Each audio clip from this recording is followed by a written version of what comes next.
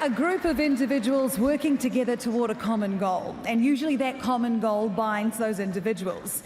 That is what it is to be a part of a team, and here in New Zealand we have some of the very best. To present the ISPS Handa Team of the Year Award, would you please welcome to the stage ISPS Handa patron Sir John Key and Peter Phillips, ISPS Handa Honorary Ambassador.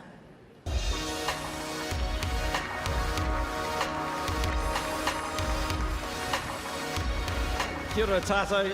It's great to be here this evening to present the ISPS Handa Team of the Year. I want to welcome the Ambassador for ISPS Handa, Peter Phillips, to New Zealand. Just before I say a few words about the category in question, I just wanted to say a few words to pay tribute to a great New Zealander who died last week.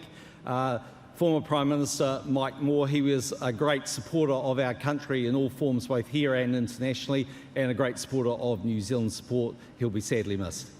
As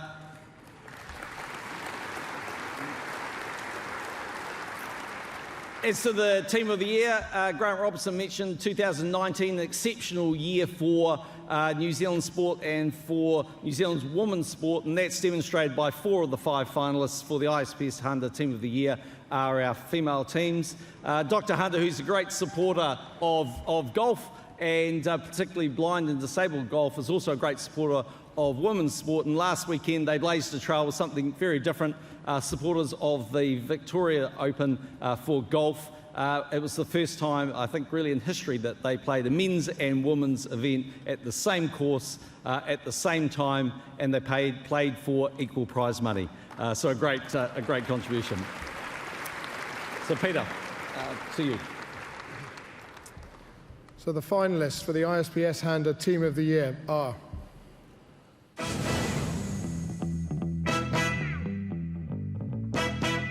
the Black Ferns sealed the 2019 World Sevens title in Biarritz after they held China scoreless in the quarterfinals.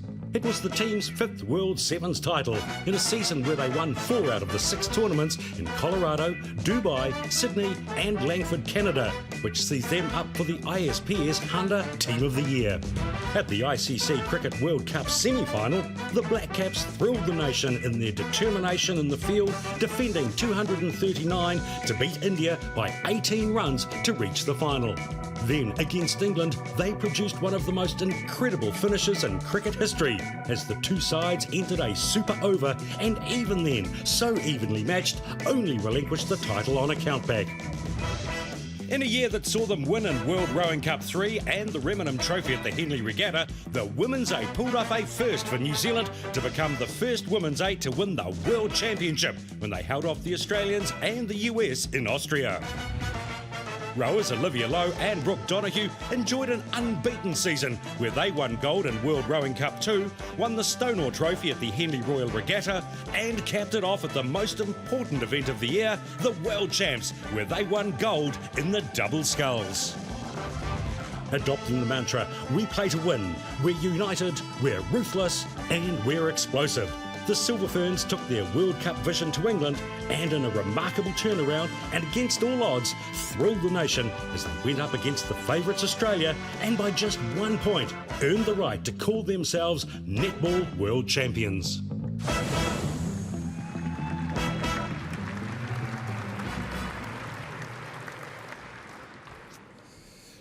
and the ISPS Handa Team of the Year. They've had a good night. It's the Silver Ferns.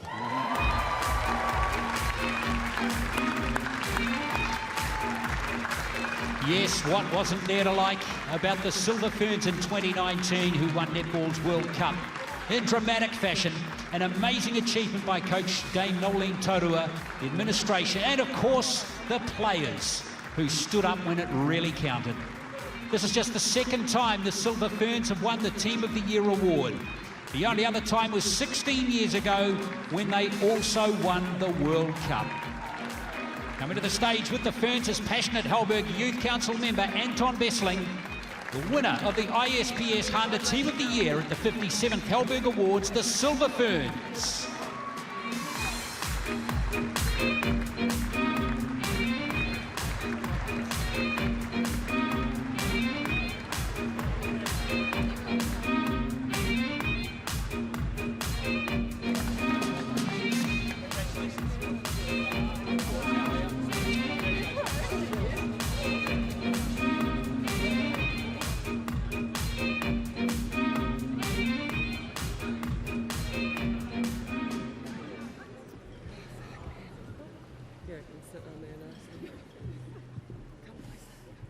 kia ora everyone.